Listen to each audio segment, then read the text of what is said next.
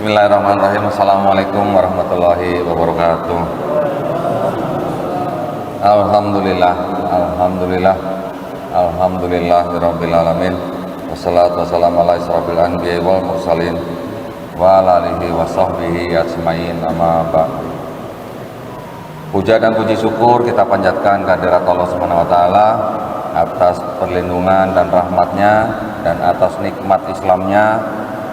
Sampai saat ini kita masih bisa bertemu di tempat ini. Tidak ada yang namanya kebetulan. Untuk pertemuan dua manusia pun tidak ada yang kebetulan. Semuanya pasti sudah diatur oleh Allah Subhanahu wa taala. Salawat dan salam semoga tercurah bagi junjungan kita Nabi Muhammad sallallahu alaihi wasallam. Baik, pada malam hari ini saya punya waktu berapa menit? 40 menit. Nanti bagi dua aja ya, interaktif ya. Biar interaktif jadi lebih panjang. Karena ini perdana saya di sini, saya ingin mengucapkan banyak terima kasih atas undangannya dari DKM ya. Nah, dari DKM Masjid At-Taqwa di Pondok Pesantren Al-Fatah untuk memperkenalkan kristologi. Alhamdulillah, memang dari Yayasan Pembina Mualaf At-Tauhid yang berpusat di Surabaya, salah satu program kami memang untuk memperkenalkan kristologi kepada pondok pesantren. Namun dimulai dari tahun kemarin dengan adanya pandemi, maka program tersebut tertunda ya. Alhamdulillah pada malam hari ini saya bisa mengunjungi pondok pesantren Al-Fatah dan juga di dalam Masjid At-Taqwa yang sangat megah ini. Saya sangat bersyukur sekali. Terima kasih sekali lagi buat DKM. Baiklah, saya mau memberikan perkenalan kristologi ini secara santai aja ya, bukan seperti tausiah ustadz-ustadz yang bagaimana gitu. Tolong jangan panggil saya juga ustadz, saya bukan ustadz. Saya hanya kristolog atau boleh disebut apologet gitu ya.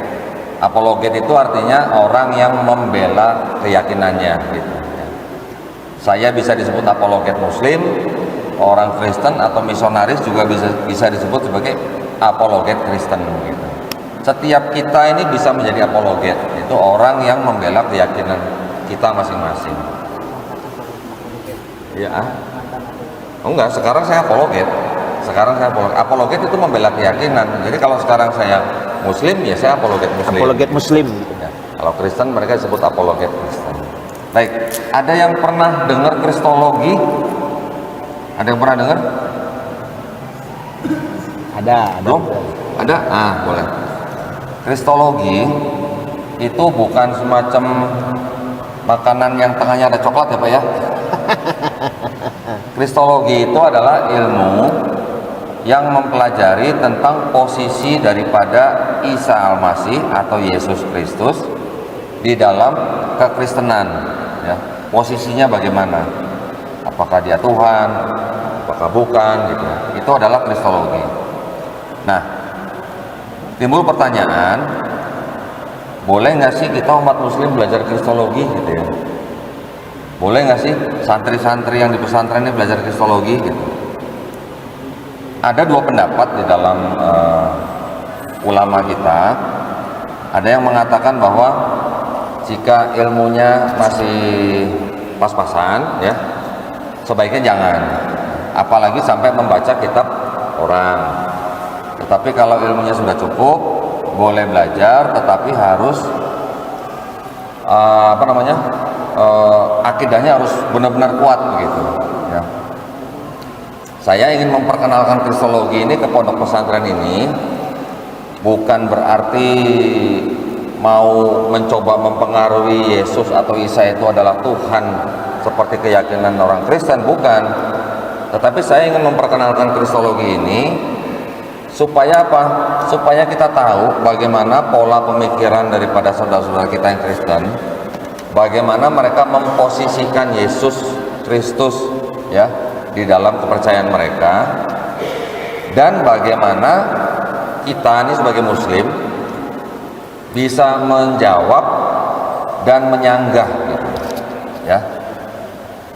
Persamaan antara Kristen dan Islam adalah sama-sama mengakui bahwa Isa atau Yesus itu sebagai Kristus atau Al-Masih.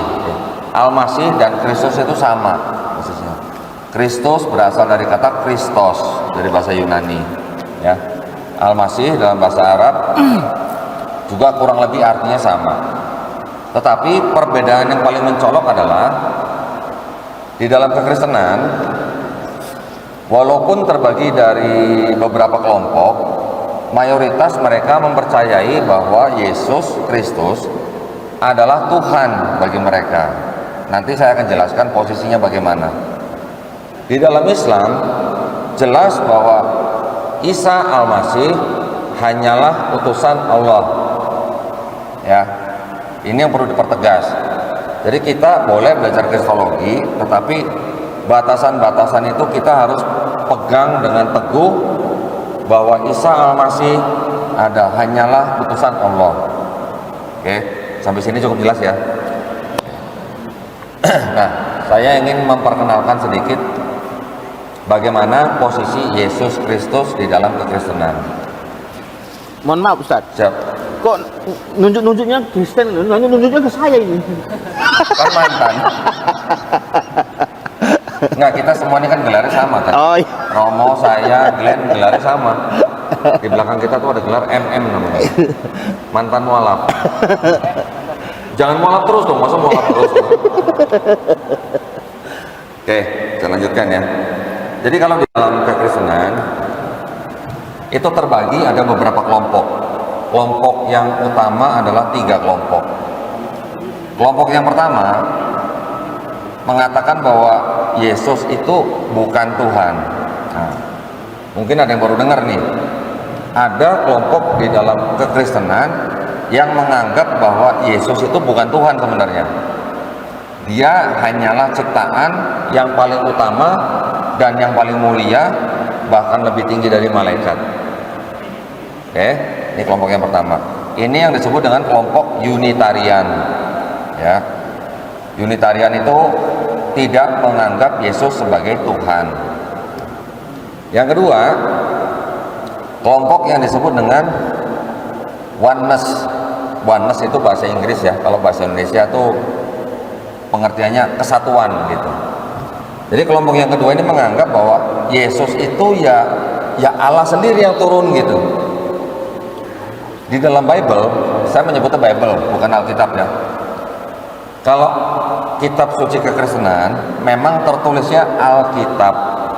Tetapi kita sebagai Muslim, saya ingin memberikan paradigma yang baru. Jangan menyebut kitab suci kekristenan itu sebagai Alkitab. Jangan. Karena Al-Quran pun juga Alkitab. Setuju nggak semuanya? Setuju ya? Al-Quran juga itu juga disebut Alkitab, betul kan? Nah, kitab sucinya kekristenan kita sebut saja Bible gitu ya. Bible itu dari bahasa Inggris yang berasal dari bahasa Yunani Biblos gitu. Biblos itu adalah kumpulan daripada buku-buku ya. Oke. Yang kedua tadi adalah Oneness. Oneness ini menganggap bahwa Yesus itu adalah Tuhan sendiri, Tuhan Sang Maha Pencipta ini yang turun ke bumi menjadi manusia gitu. Yang kedua ya. Yang ketiga, ini yang mayoritas nih, atau yang disebut dengan mainstreamnya nih ya, atau yang paling banyak gitu di seluruh dunia ya. Yang ketiga, yang mainstream ini adalah kelompok yang mempercayai bahwa Yesus itu adalah salah satu dari pribadi Tuhan. Jadi mereka mempunyai pernyataan iman bahwa Bapa bukan Yesus, Yesus bukan Bapa, Yesus bukan Roh Kudus, tetapi ketiganya adalah Tuhan. Ini yang disebut dengan paham Trinitas. Kelompoknya disebut dengan Trinitarian gitu ya. Jadi tadi ada Unitarian yang menganggap Yesus bukan Tuhan. Ada kelompok yang menganggap Trinitarian, Tri itu 3, tapi pahamnya adalah sama-sama menjadi Tuhan, hakikatnya satu gitu. Kemudian yang di tengah-tengah ada yang namanya Oneness. Oneness ini yang menganggap bahwa Yesus itu sama Bapa ya satu orang gitu. Kalau yang di Trinitarian Yesus sama Bapa pribadinya beda, tetapi mereka sama-sama Tuhan. Tapi kalau yang oneness, Yesus sama Bapa itu atau sama Tuhan itu pribadinya satu, yaitu itu aja gitu. Sampai sini paham ya? Ini adalah tiga paham di dalam kekristenan tentang Yesus Kristus atau Isa Al-Masih. Apakah Yesus Kristus itu dengan Isa Al-Masih itu sama atau beda? Kira-kira ada yang bisa jawab? Kita langsung interaktif aja nih. Nah, baik. Yesus Kristus yang dikenal di dalam kekristenan itu sebenarnya sebelum menjadi kata Yesus atau dalam bahasa Inggrisnya Jesus, berasal dari bahasa Yunani yang dikenal dengan kata Isus, I-E-S-O-U-S, Isus, karena huruf J belum ada waktu bahasa Yunani menyebut nama Isus, itu belum ada, huruf J itu belum ada. Nah, Romawi bisa menulis Isus itu dari mana? Nah, Isus sendiri itu sebenarnya nama aslinya dalam bahasa Aramaik itu adalah sebenarnya Iso. Dalam bahasa Arabnya Isa, ya. Dalam bahasa Ibraninya Yasua gitu. Oke. Nah, kok bisa dari Isus menjadi Jesus atau Yesus gitu? Dari mana nih? Kalau kita anggap sejarah Isus itu sampai tahun 33 Masehi, huruf J itu sendiri baru diketemukan baru di tahun 1524, coba 16 abad coba ya, oleh seorang ahli ahli tata bahasa Itali, saya namanya lupa, baru diketemukan huruf J. Terus Bible yang dari abad-abad ke awal ini itu semuanya tidak ada nama Jesus atau nama Yesus, tuh nggak ada, semuanya yang berbahasa Inggris Isus gitu ya. Baru ada setelah kira-kira tahun 1611 Bible itu baru ada kata Jesus gitu.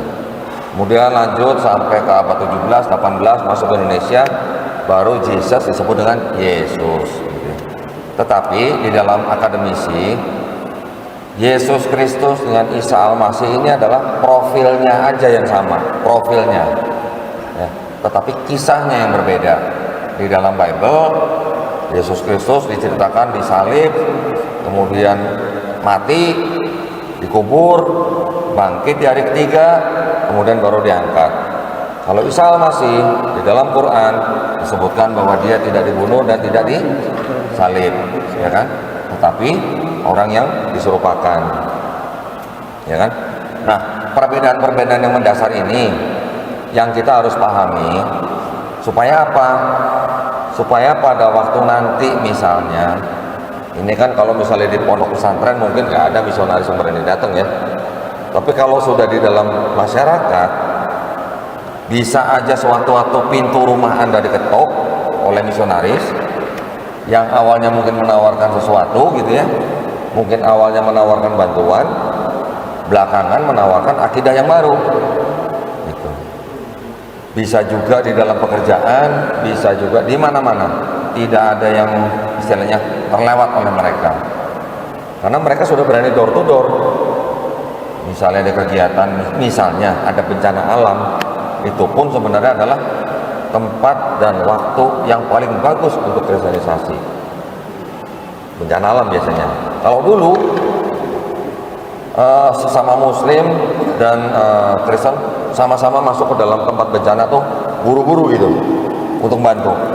Tapi sekarang lain. Kamu pernah dengar? Apa itu? Kalau ada bencana. Ya. Sekarang yang masuk Muslim dulu, Kristen belakangan. Belakangan Kristen nggak masuk. Nanti kalau sudah mulai sudah recovery ya, sudah mulai pulih, Muslimnya sudah pergi, ya, relawan Muslim sudah pergi, baru mereka datang menawarkan bantuan lanjutan ini itu. Nah, itu yang harus diwaspadai. Nah, kita pasti nggak rela ya kalau keluarga kita ada yang murtad hanya gara-gara kurangnya iman, kurangnya akidah di dalam keislaman kita. Memang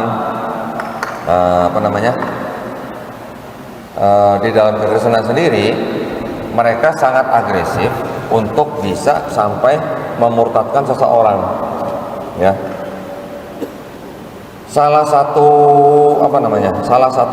tugas pokok di dalam kekristenan, khususnya untuk misionaris nih ya, terutama mereka yang menempuh pendidikan di dalam sekolah tinggi teologi, ya.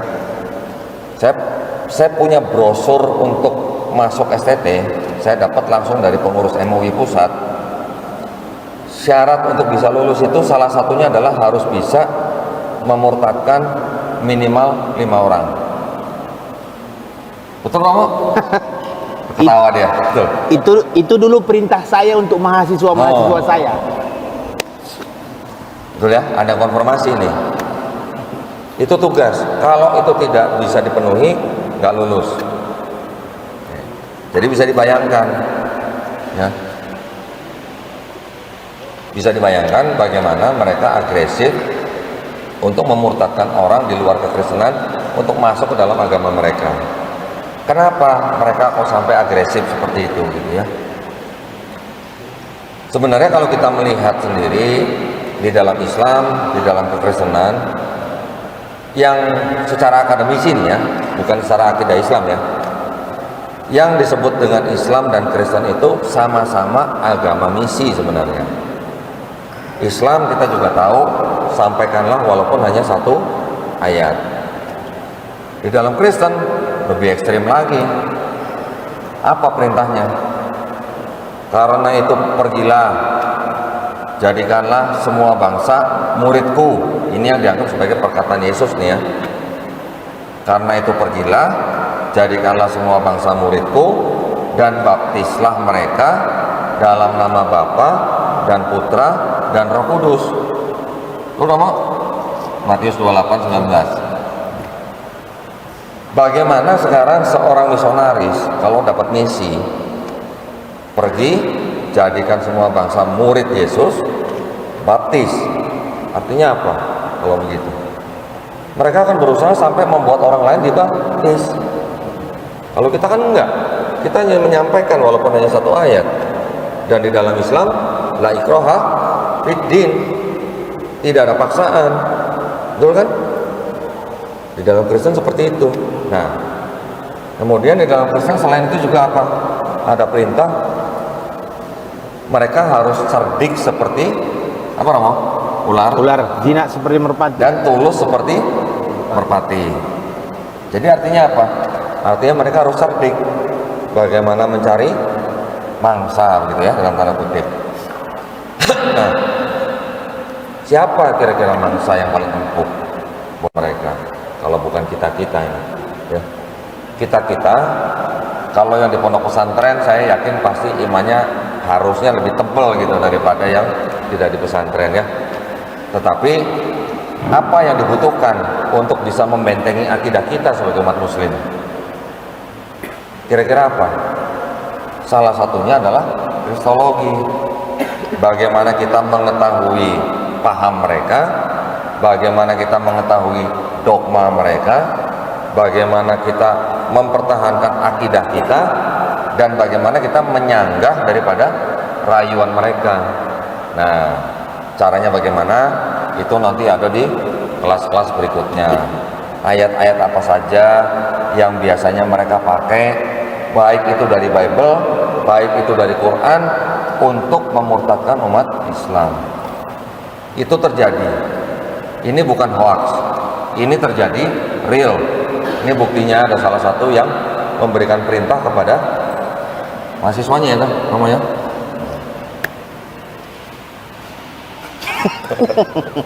Nyesel nggak mau? Nyesel nggak mau? Baiklah, itu masa lalu ya. Allah tahu lah niat kita dan hati kita lah ya. Sekarang alhamdulillah kita sudah menjadi muslim. Mari kita berlomba-lomba untuk menjadi yang paling bertakwa, ya kan? Nah, saya lanjutkan lagi sedikit lagi. Saya tadi mengatakan bahwa misionaris selain menggunakan ayat-ayat di dalam Bible mereka, juga mereka menggunakan ayat-ayat di dalam Quran.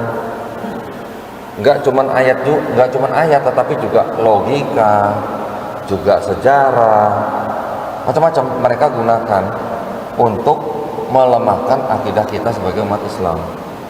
Nah, ada yang pernah dengar nggak yang namanya Orientalisme? Ada yang pernah dengar? Ada yang pernah dengar Orientalisme? Belum ya? Ya.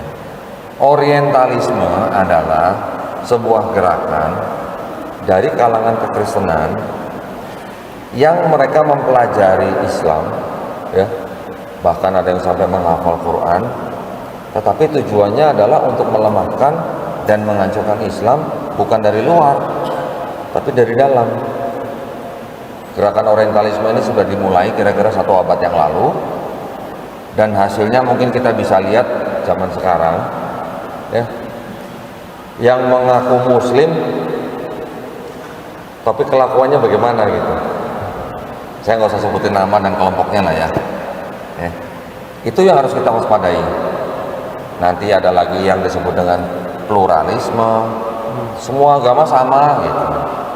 Oke, dalam konteks bernegara kita harus menghargai dan menghormati setiap warga negara Indonesia. Setiap warga negara Indonesia dilindungi haknya untuk memeluk dan menjalankan agama dan kepercayaannya masing-masing oleh Undang-Undang Dasar 1945. Tetapi secara akidah kita, akidah nih ya, akidah umat Islam nih, kita tidak boleh kebablasan begitu. Kebablasan dalam arti apa? Ya contohlah seperti hari ini kan Natal ya, ramai dibicarakan, ada yang mengatakan boleh mengucapkan selamat Natal, ada yang mengatakan tidak boleh mengucapkan selamat Natal. Oke lah, itu pendapat ulama lah ya. Tetapi kalau kita tilik balik, maksud saya tilik balik ini, bener nggak sih Yesus tuh lahirnya 25 Desember gitu?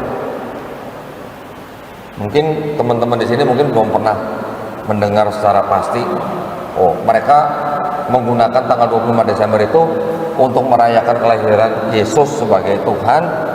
Ya oke, itu hak mereka. Tetapi kalau kita misalnya sebagai umat Islam, terus misalnya bahkan ada sampai menyuruh kita mengucapkan selamat Natal, berarti kita sama juga setuju dengan paham mereka gitu kan? Bukan begitulah ya. Toleransinya harus tetap ada batasnya gitu. Nah, sampai di tadi membentengi akidah kita sebagai umat Islam, kita memerlukan yang namanya kristologi. Di dalam kristologi ada beberapa poin yang bisa dipelajari. Satu yaitu mengenai teologi. Teologi di dalam Islam juga kita juga punya teologi. Teologi yang paling sering diperdebatkan itu adalah benarkah Yesus itu Tuhan, gitu kan? Saya mau tanya, ada yang tahu nggak bedanya kata Tuhan sama Tuhan? Ada yang tahu? Tuhan sama Tuhan. Ada yang tahu nggak? Satu pakai H, satu nggak pakai H. Gitu. Bedanya cuma huruf H di tengah. Tuan dan Tuhan. Tuhan dan Tuhan. Bedanya apa? Beda atau sama? Beda. Beda ya? Beda ya Pak ya? Tuan itu, saya panggil Romo juga bisa panggil Tuan nih. Tuan, orang yang kita hormati. Orang, kalau zaman dulu nih mungkin yang pemilik tanah banyak dipanggilnya Tuan gitu ya. Makanya ada Tuan Tanah. Ada Tuan Tanah. Terus kalau Tuhan itu apa?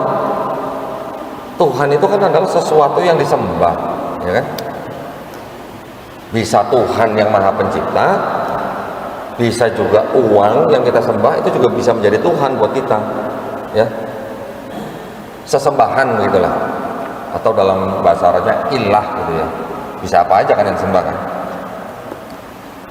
Tetapi di dalam Bible, ya, di dalam Bible-nya Kristen, kata-kata yang selalu mengikuti Yesus Kristus yang terjemahan sekarang nih ya, itu menggunakan kata apa? Tuhan. Tapi khusus untuk Yesus gitu. Tuhan, Tuhan Yesus, Yesus Tuhan gitu. Nah, selain kata Tuhan, ada lagi nanti kata Allah. Ini di dalam Bible loh ya. Ini saya memberitahukan kepada teman-teman Muslim di sini supaya jangan kaget kalau nanti ngelihat di dalam Bible Kristen ada kata Allah. Nah, tetapi kalau kita sebagai Islam, nama daripada Rob kita siapa? Allah. Tetapi kalau di dalam Bible kata Allah itu, ini saya menyebutnya Allah nih sesuai dengan penyebutan mereka nih, bukan Allah nih. Di dalam Bible kata Allah itu bukan nama, tapi sebutan. Sama seperti Tuhan gitu. Nah, terus nama Tuhannya siapa gitu? Nama Tuhannya di dalam Bible itu kalau yang di bagian Perjanjian Lama itu ada yang disebut dengan 4 huruf yang paling suci di dalam tradisi Yudaisme ya, atau tradisi agama Yahudi. Teman saya ada Ishak di sini, dia bisa menjelaskan lebih detail. Yang disebut dengan 4 huruf paling suci yang disebut dengan istilah tetragrammaton.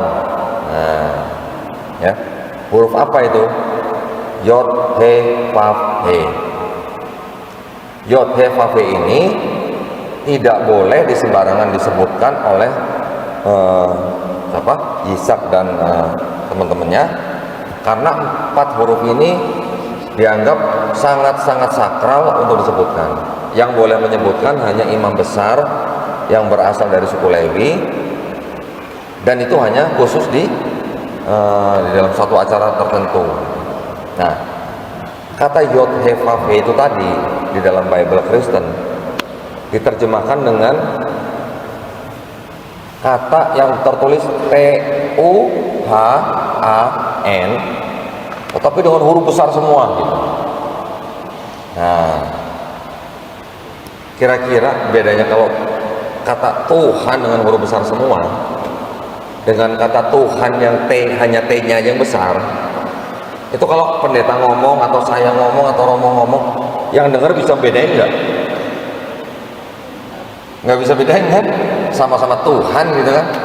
Nah, hal-hal seperti itu yang buat kita sebenarnya umat Islam, kita sebenarnya sudah cukup gampang membedakan gitu ya. Kita jelas nama Rob kita adalah Allah Subhanahu wa taala. Tetapi di dalam Bible ada kata Allah yang dipakai untuk menggantikan siapa? Bapak gitu. Ya, kalau di dalam kekristenan Yesus digambarkan menggunakan kata Bapa untuk menyebut Robnya gitu. Tetapi di dalam Bible sendiri Rob atau Bapa itu Abba ya, kalau dalam bahasa Arab ya, itu tidak disebutkan namanya siapa. Tetapi kalau gelarnya selalu yang dipakai adalah Allah. Kalau kita Islam jelas Allah adalah nama, proper name. Tapi kalau di dalam Perjanjian Baru Allah adalah generic name atau sebutan atau gelar gitu. Nah, jadi kalau kita berkomunikasi dengan saudara-saudara kita Kristen, kita harus bisa membedakan gitu. Oke. Sekarang tadi saya mengatakan bahwa ayat-ayat yang mereka pakai untuk membuktikan bahwa Yesus itu Tuhan, mereka ambil dari Bible, juga mereka ambil dari Quran. Kalau dari Bible itu buat kita yang di Yayasan Pembina Mualaf itu sudah sangat mudah untuk menjawab. Kita bisa ajarkan kepada para santri-santri dimanapun bagaimana menjawab argumen-argumen atau rayuan-rayuan mereka yang menggunakan ayat-ayat Bible. Itu sangat mudah dijawab. Tetapi kalau mereka menggunakan ayat-ayat Quran untuk mencoba atau berusaha membuktikan bahwa ini loh, Isa Al-Masih juga Tuhan menurut Quran gitu. Nah, itu yang harus kita hati-hati. Banyak sekali ya. Dan juga mereka menggunakan cara-cara lain yang ya sepertinya ilmiah, tapi kadang kita lupa atau kadang kita nggak tahu atau kita mungkin kurang literasi, kita jadi terjerembab, kita terjerat gitu ya. Oke, sampai di sini kira-kira ada pertanyaan? Tanya jawab aja dulu. Ya, soalnya setelah ini